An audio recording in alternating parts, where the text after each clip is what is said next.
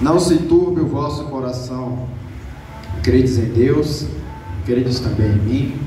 Na casa de meu pai há muitas moradas.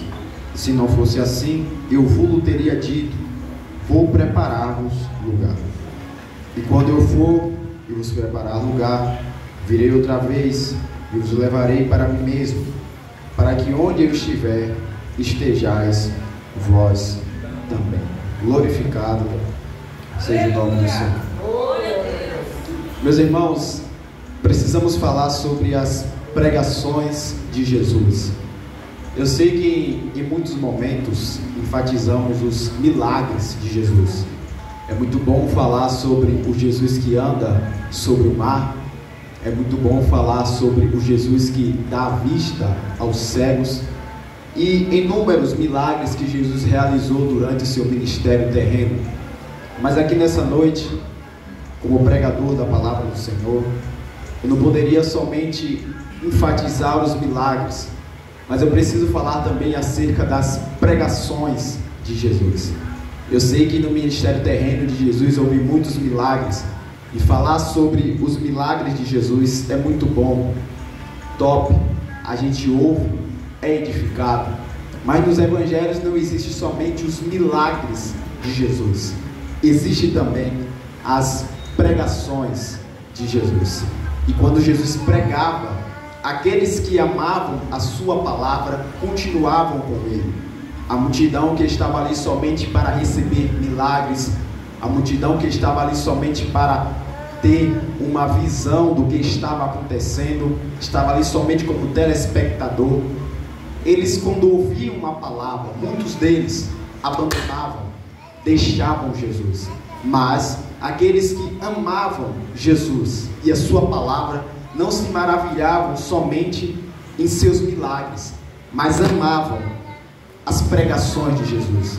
E as pregações de Jesus, por muitas vezes, irmãos, eram pregações duras. Quando eu lembro de João, capítulo de número 6, eu vejo Jesus, ele multiplicando os pães. Quando Jesus multiplica os pães, a multidão é saciada, Jesus atravessa o mar. A multidão que teve a sua fome saciada vai agora atrás de Jesus.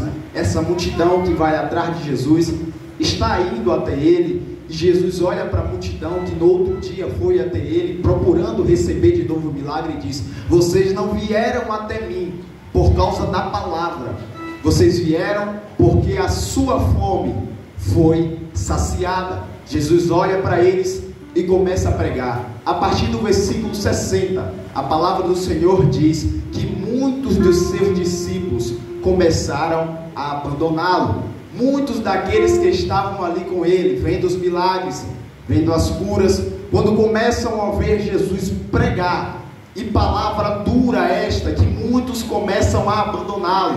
Jesus também olha para os seus discípulos, os mais íntimos, os 12, e diz mesmo assim: vocês não querem me deixar também, ou me abandonar também? Será que vocês são como esta multidão que está aqui somente para receber milagres? Ou será que vocês amam a palavra? Pedro se levanta, destemido, como sempre, e diz: para quem iremos nós? Só tu tens a palavra de vida eterna. Pedro está se levantando como alguém que ama a palavra de Deus. Apesar dos discursos fortes de Jesus, apesar das pregações fortes de Jesus, aqueles que amavam a sua palavra verdadeiramente, não estavam ali somente para receber milagre, mas queriam ouvir a sua palavra. Quando chegamos em João, capítulo de número 13, Jesus ele lava os pés dos seus discípulos. Neste mesmo capítulo, Jesus vem falar acerca do traidor Judas. Neste mesmo capítulo, Jesus fala acerca de Pedro, que vai o negar 3 vezes. Observe que este capítulo é um capítulo duro para Jesus. É um capítulo onde o versículo número 21 vai dizer que ele estava turbado em espírito. Ele estava afirmando o que haveria de acontecer com ele. Ele haveria de ser crucificado, ele haveria de ser traído, ele haveria de ser negado. E neste mesmo capítulo, onde essas coisas vão acontecer com Jesus, ele inicia o capítulo de número 14, dizendo: não se turbe o vosso coração, credes em Deus e credes também em mim. Há algo muito lindo aqui, irmão, porque no versículo de número 21, do capítulo de número 3, o versículo diz que Jesus está turbado em espírito. Ele está sentindo as dores da cruz, ele já está olhando para a cruz, está vendo as negações, está vendo as traições, mas ele inicia o versículo de número 1 do capítulo 14 dizendo: não se turbe o vosso coração. Jesus está em um ambiente de dor, mas ele consegue transmitir calma e paz para os seus discípulos, porque Jesus não está sendo moldado pelo ambiente, ele é moldado porque ele realmente é. E quem é ele, irmão? Ele é o príncipe da paz. Ele consegue transmitir paz para os seus discípulos, dizendo para ele: não se turbe o vosso coração, credes em Deus, credes também em mim.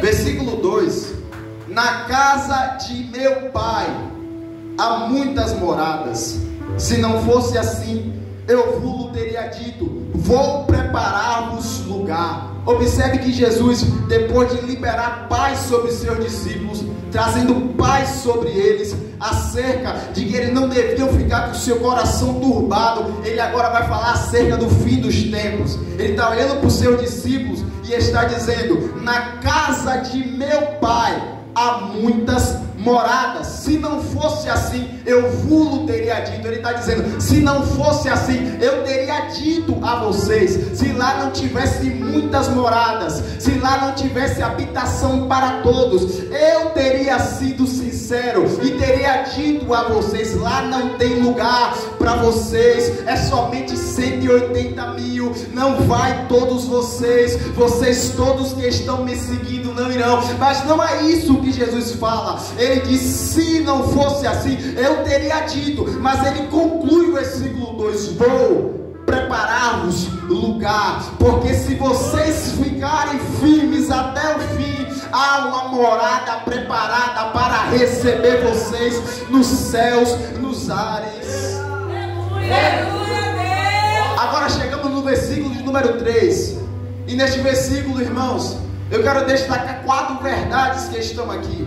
Jesus disse: e quando eu for e vos preparar lugar, virei outra vez e vos levarei para mim mesmo, para que onde eu estiver, estejais vós também. Enquanto nós estamos nesse versículo número 3, eu precisarei algumas vezes ir para Atos dos Apóstolos no capítulo 1. Por quê, irmãos? Porque de João capítulo 14, Jesus diz: e quando eu for e vos preparar lugar, Jesus está falando acerca da sua ascensão. Depois de Jesus já ver concluído todo o seu ministério terreno de 3 anos e meio, Jesus conclui este ministério, ele treina os seus discípulos para continuar a obra que ele confiou a eles, e agora ele vai ser assunto aos céus. Atos dos Apóstolos capítulo 1, versículo número 10: e estando com os olhos fitos no céu, enquanto ele subia, quem está subindo? Jesus.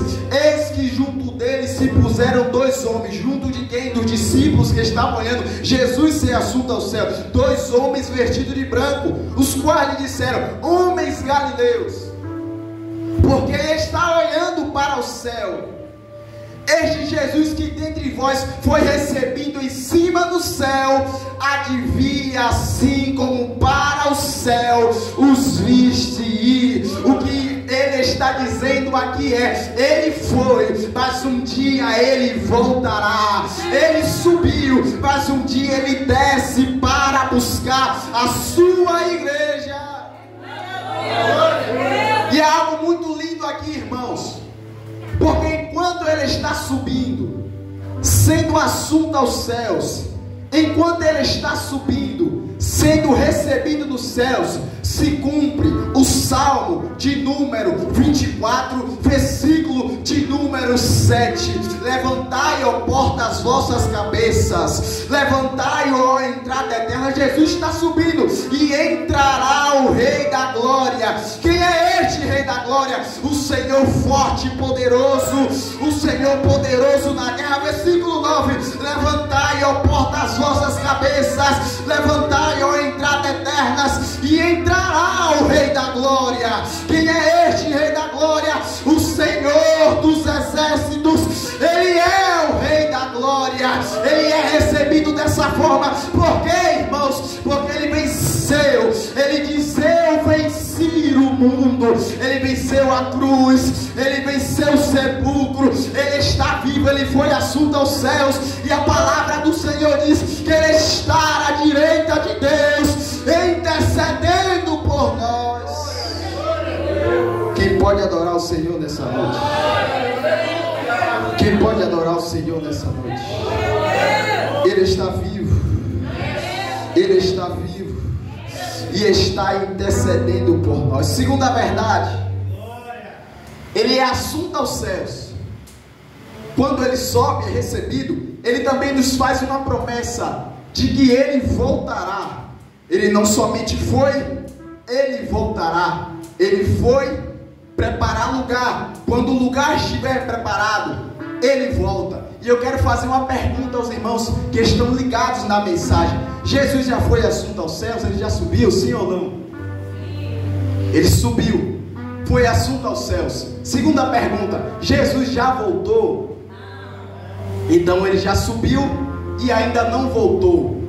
Um intermediário entre a sua ida e a sua volta. Nós estamos esperando, estamos debaixo de uma promessa. Ele foi, mas ele disse que um dia vai voltar. Enquanto ele não voltou, ele continua o capítulo número 14 dizendo, versículo 17, versículo 16: eu rogarei ao Pai, e ele vos dará outro Consolador, para que fique convosco para sempre, o Espírito de verdade, que o mundo não pode receber, porque não vê nem o conhece, mas vós, Jesus está olhando para os discípulos, o conheceis, porque habita convosco e estará em vós. O que Jesus está dizendo é: eu estou indo aos céus, um dia eu vou voltar, mas enquanto eu não volto, eu rogarei ao Pai, e o mesmo que tem a mesma identidade comigo é Deus, assim como eu sou Deus,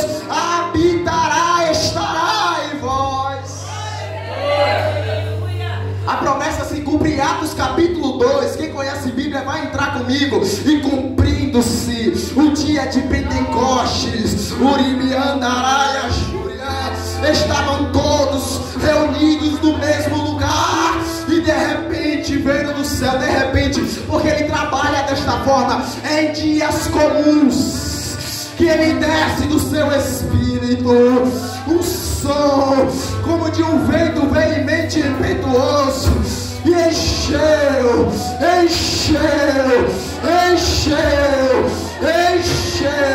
toda a casa, e que estavam assentados. Olha que lindo o versículo número 3: e foram vistas por eles línguas repartidas como que de fogos, as quais pousaram sobre cada um deles, e todos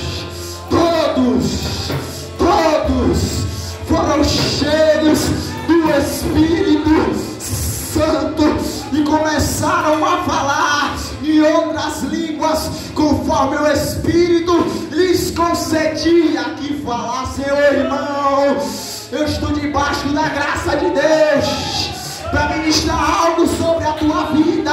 Há um Espírito que deseja te encher, há um Espírito que deseja transbordar a tua vida, há um Espírito sobre você. Quantos entendem isso podem glorificar? Quantos entendem isso podem adorar? Quantos entendem isso podem enaltecer aquele que é digno de toda a honra, de toda a glória, de todo louvor?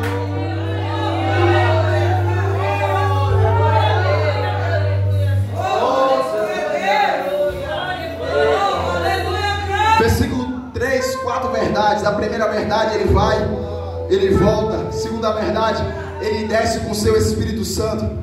Terceira verdade,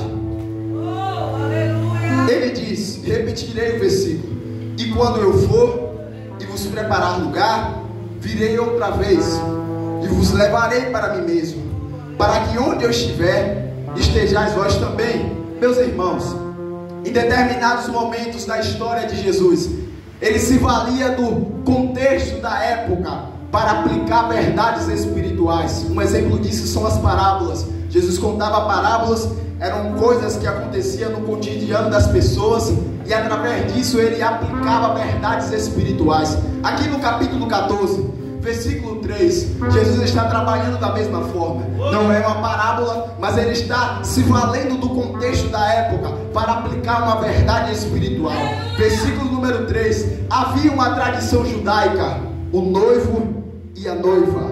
O noivo, ele dava presentes para a noiva, ele ia até a noiva, ele conversava com o pai da noiva, ele entregava presentes para a noiva, desejava se casar com esta noiva. Quando vamos para Mateus capítulo de número 1 e o versículo de número 13, há uma coisa aqui que eu posso usar para que os irmãos entendam este contexto. Versículo 18, ora o nascimento de Jesus Cristo foi assim, que estando Maria, sua mãe, desposada com José, antes de se ajuntarem, achou-se ter concebido do Espírito Santo. Esse ato de desposar valia mais do que um noivado, era uma união permanente, só que ainda não havia sido concretizado o casamento, irmãos. Então a noiva esperava o noivo olhava para a noiva e dizia: eu vou te deixar aqui, te dei presentes, revelei a minha vontade para você, mas eu não vou te levar agora, eu vou te deixar e irei preparar um lugar. Quando o lugar estiver pronto, eu te buscarei e te levarei para morar comigo. Jesus está olhando para todos os seus discípulos e está aplicando essa verdade espiritual. Quando eu voltar, eu já deixei uma noiva aqui. Quando eu voltar, o lugar já estará preparado. Quando eu voltar, haverá uma morada preparada para vocês. Enquanto ele não volta, ele usa vários versículos para falar sobre isso. Enquanto ele não volta, a igreja é como uma virgem segurando a lamparina. Enquanto ele não volta, a igreja está gritando Maranata, esperando a sua volta. Enquanto ele não volta, a noiva devia se conservar em pureza, para quando o noivo voltar, pregar ela e levar para a morada que estava preparada. Eu quero aplicar algo de Deus para a tua vida nessa noite. Enquanto ele não volta, conserva a santidade. Enquanto ele não volta, conserva a pureza, porque quando ele voltar, a última trombeta tocará, os que estão mortos ressuscitarão primeiro, e nós que estamos vivos seremos arrebatados e nos encontraremos com ele nos ares. Ele vem, ele está voltando, ele vem, ele está voltando. Enquanto ele não vem, santifica-te, igreja. Enquanto ele não vem, conserva-te pura, igreja. Enquanto ele não vem, conserva-te em santidade, porque quando ele vier, nada vai impedir de nos encontrarmos com ele nos ares. Nada vai impedir. Nada vai impedir. Ele diz que a morada está preparada, irmãos. A morada está preparada. Eu gosto disso. Por quê? Porque ele diz que quando a morada preparada para nós, ele vier nos buscar e nós estivermos lá, ele fala acerca desta morada. Apocalipse fala acerca desta morada que está preparada, que lembra do louvor. Além do rio azul, as ruas são de ouro e de cristais. A morada está preparada para nós. Ali tudo é vida, ali tudo é paz, morte, choro, nunca mais tristeza e dor,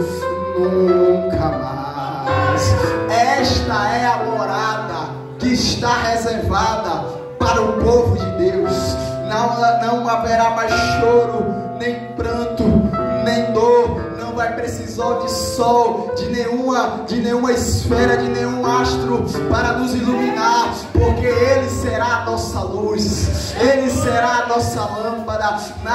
Estaremos em perfeita paz. Mas esse versículo é lindo, irmãos. E aqui está a quarta verdade, do versículo número 3. Ele conclui o versículo 3: e vos levarei para mim mesmo. Eu cantei louvor falando acerca do céu. Eu cantei louvor falando do céu, das glórias do céu, da glória que nos espera lá. Mas cá entre nós, a maior glória do céu não é o céu. A maior glória do céu é que Jesus está lá. Olha o que a palavra do Senhor diz: bem-aventurados limpos de mãos e puros de coração, porque eles verão o céu. Não, porque eles verão a Deus. Sabe qual é a maior alegria do arrebatamento? Não é porque a gente vai sair de um lugar e ir para outro lugar, é porque sairemos daqui da terra e estaremos eternamente com Jesus. Nada vai te separar dele. Ele enfatiza isso. Ele enfatiza isso no Antigo Testamento, irmãos. Moisés está falando para o povo. Êxodo capítulo 19, versículo 4. Presta atenção comigo para você entender a palavra. Êxodo 19, versículo 4. Moisés sendo instruídos por Deus para falar para Israel que está na terra do deserto, no Monte Sinai: vós tendes visto o que eu fiz aos egípcios. O mar vermelho se abriu, os egípcios morreram, o povo de Israel passou a pés enxutos. Como vos levei sobre asas de águias agora, e vos trouxe a mim. E vos trouxe a mim. Às vezes a gente gosta de pregar que Deus tirou o povo do Egito para levar para Canaã. Deus tirou o povo do Egito para levar para a terra que mana leite e mel. Isso é verdade, mas o maior desejo de Deus era tirar o povo da idolatria do Egito, para que eles começassem a adorar ao Deus que é verdadeiro, santo, poderoso, ao Deus que tem toda a glória, e vos trouxe a mim. Jesus vem, enfatiza novamente isso em João capítulo 14, o texto que lemos. João capítulo 14: e vos levarei para mim mesmo. Concluindo, se coloca de pé. Para que onde eu estiver, para que onde eu estiver, estejais vós também. Oh, irmão, eu sinto a graça de Deus para ministrar a alma do coração nessa noite. Nada vai poder te separar dele. Nada vai poder te separar dele. Quando ele voltar, você estará eternamente desfrutando dessa presença gloriosa. O maior desejo dele é ter intimidade conosco. O maior desejo dele é ter intimidade com a gente. Porque nesta terra desfrutamos de uma intimidade. Esta intimidade nos lembra do céu, mas é como uma sombra, irmãos. Nós desfrutamos da intimidade aqui, nos alegramos na igreja, mas o que ele tem preparado para nós nas mansões celestiais, olho não viu, nem subiu a mente, o coração do homem, o que ele tem preparado para a sua igreja, para o seu povo. Ele tem preparado algo maravilhoso para vocês. Ele tem preparado algo maravilhoso para vocês. Não perde essa oportunidade. Não perde essa oportunidade que Deus te dá. Se conserva em santidade, se conserva em pureza, porque quando Ele voltar, onde Ele está, nós estaremos também. Ore comigo. Oh Senhor Deus, nós cremos na Tua palavra nessa noite, Deus Senhor, nós te adoramos, nós te glorificamos. A Tua palavra fala fortemente aos nossos corações, Pai.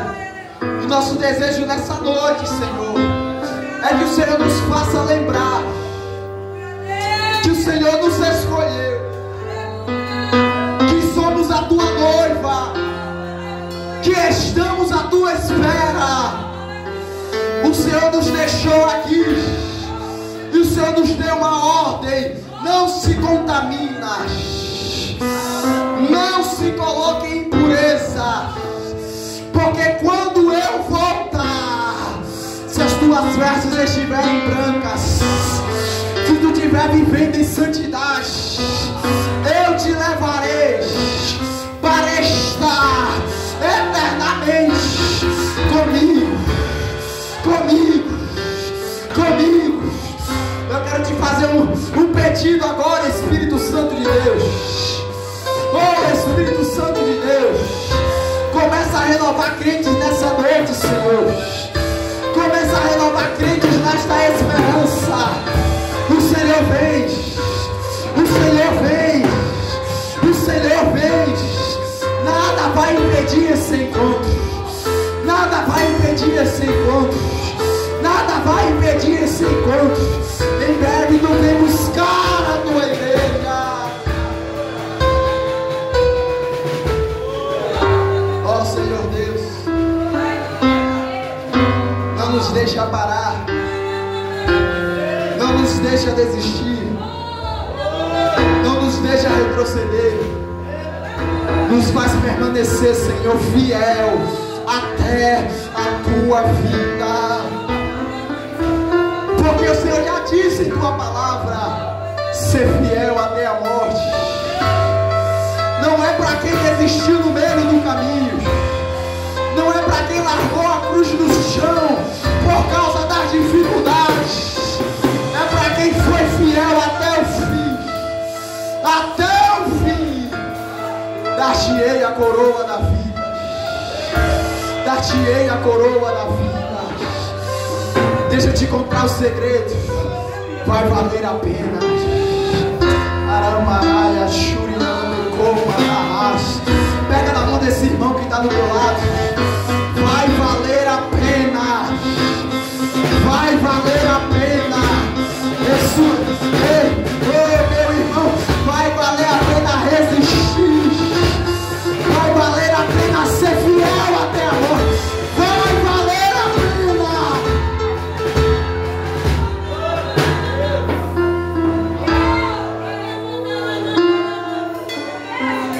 Continua fortalecendo o teu povo, Senhor. Continua dando graça ao teu povo. Não os deixa desistir. Eu quero perguntar nessa noite: onde está a primeira vida para Jesus? Você que ouviu a palavra